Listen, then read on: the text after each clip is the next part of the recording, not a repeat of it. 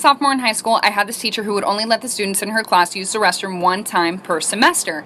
Well, one day I raised my hand and I was like, excuse me, I don't remember her name, can I please use the restroom? And she was like, no you can't because you've already used the restroom in my class this semester. Well, excuse me, you can't dictate my bladder. So I'm like all frustrated, and I started secretly texting my mom because I wasn't allowed to use my phone in class. And I was like, Mom, I'm sitting in class right now, my teacher won't let me use the restroom. And she was like, I'll take care of it for you. And I was like, okay. So like 5 minutes goes by, and all of a sudden my teacher's phone starts ringing, and she walks up to it and answers it, and she's like, hello? Yeah. Okay, thank you. And then she walks up to me like so angry, and she like slams the pass on my desk, and she was like, since you have to go that bad. And I was like, yeah, I really do, thanks. And I got up and left. I didn't even have to go to the bathroom. It was just the principle of it. I just roamed the halls.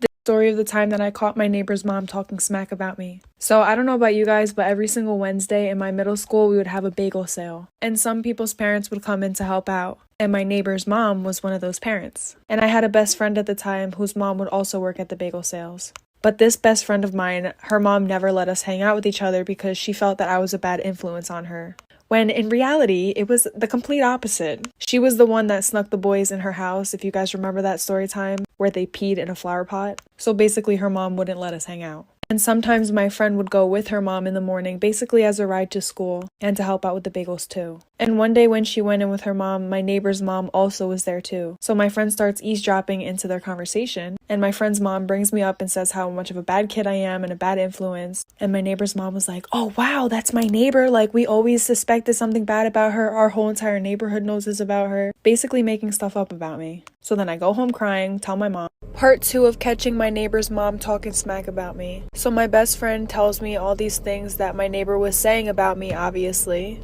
And I got really upset, so I went home and I just started to cry. Because for some reason I felt like when I was younger, every one of my friends' parents hated me. And I never really knew why. I was always the type of person to like let my friends do whatever they want and encourage them in doing whatever they want, whether that's breaking the rules or following the rules. So I mean, I guess that could be something, but I'm just being a supportive friend, like... Sorry, I got off topic.